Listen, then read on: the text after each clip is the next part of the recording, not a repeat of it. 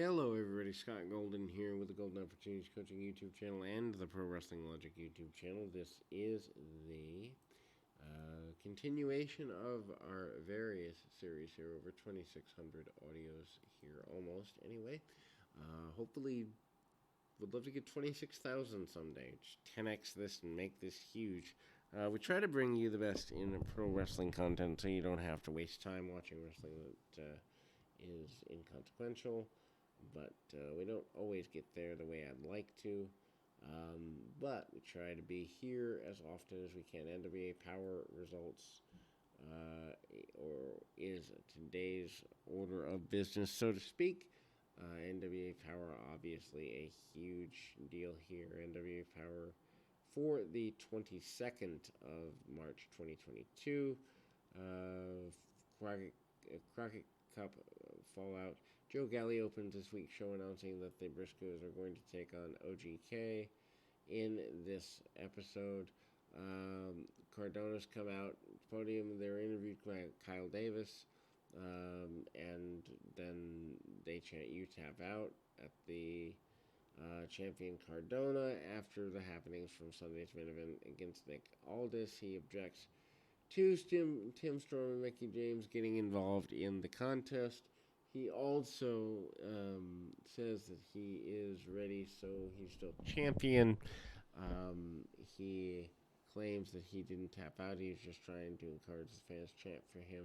Cardona claims the NWA belonged to him now, and there's nothing Trevor Murdoch could do about it. Jeff Jarrett is interviewed by Davis after the main event from the Crockett Cup. He talked about how refereeing a match, hardest job in wrestling, and that the low blow that led to the DQ was not Mickie James, but it was what he thought it was at the time, and he's upset that he made a bad call. Jarrett said that he did the best he could, and Matt Cardona is champion. Not a bad deal here. Briscoes, Mark and Jay defeat OGK, Taven and Bennett. Good match. Briscoes and OGK have done various good matches other places before. Feud reignites with Taven and Jay Briscoe starting the match. Action goes to the outside. Taven hits dropkick through the middle rope on Jay. Mark then follows up with his own on Taven. Mark and Jay quickly isolate Bennett in the corner, hitting a corner boot clothesline combination. Bennett hits a rolling elbow on Mark and tags out Taven, who then hits a dropkick off the middle rope. Briscoes managed to pull things to the outside. Mark Briscoe hits a tope over the top rope with an assist from chair. Bennett then hits a big boot on Jay, and OGK starts getting a little more momentum. Bennett hits the spin-out brainbuster for near fall.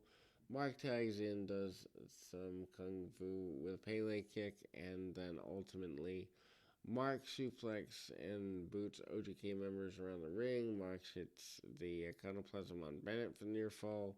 Jay then goes for the Jay Driller, but Bennett fights out of that. Tags in Taven, who goes nuts. Taven hits twist and shout on Jay before Bennett hits Death Valley Driver. Mark and Bennett also exchange a bunch of strikes middle of the ring. Jay gets the Oklahoma roll on Taven and pinned him out of nowhere. This is a good thing. Tag Team Champions Law Rebellion backstage with May Valentine. Why is she still on the show? And talks about how they're ready for all challenges, including the Briscoes. Trevor Murdoch defeats a local guy. This is a squash match. Murdoch destroys whoever is there in less than 2 minutes. Afterward, he talks to Kyle Davis about he had no more patience, and he will destroy everyone the NWA puts in front of him. Blood's going to be on their hands of the NWA if they keep feeding him talents that aren't ready. Murdoch then gets in, getting more violent, and anyway, Mickie James and Nick Aldis were interviewed by Davis after the main event of the Crockett Cup. James talks about how this was far from over.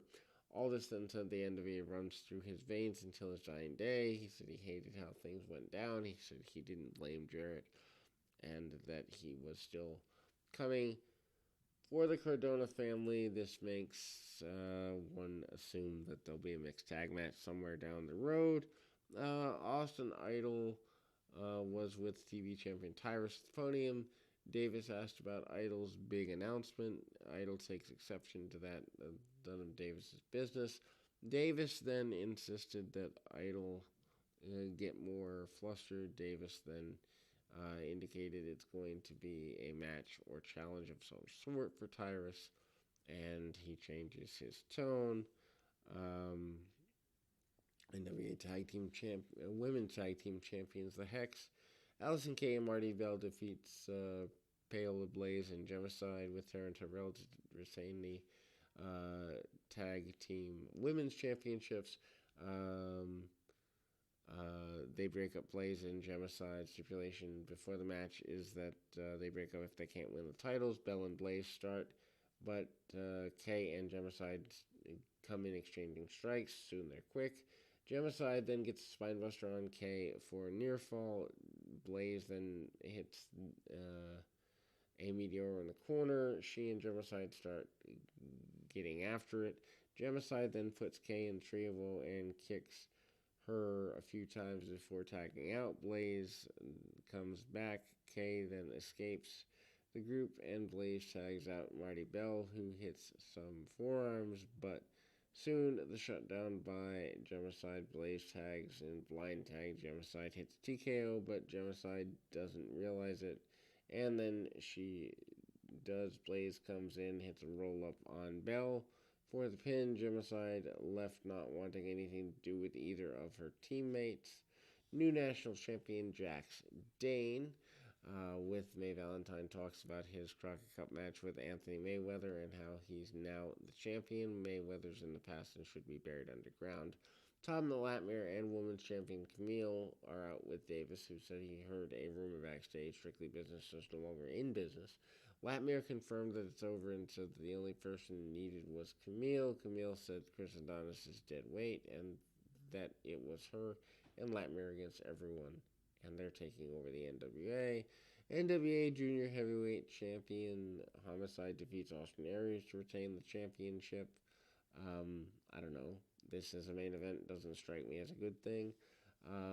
But I've never really been a fan of Homicide or Austin Aries completely, to be honest with you.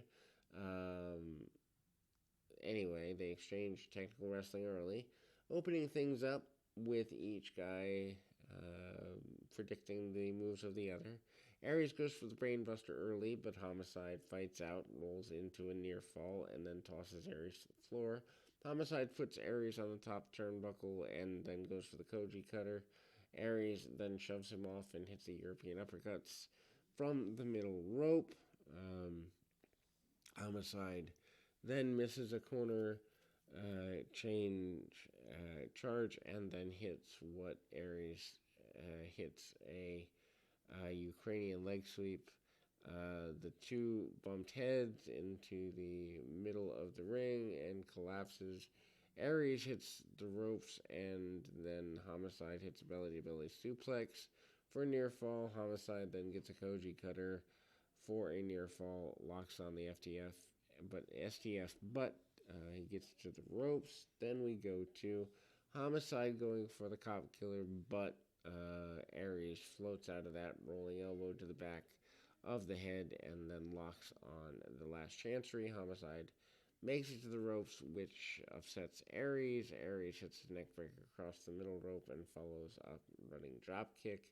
Brainbuster on Homicide, but Homicide gets the foot on the ropes. Aries then goes for the 450 splash. Homicide cuts him off and hit another Koji cutter for the top rope pinfall. Ultimately not my idea of a good match, but hey, it is what it is. We'll be back with more right after this.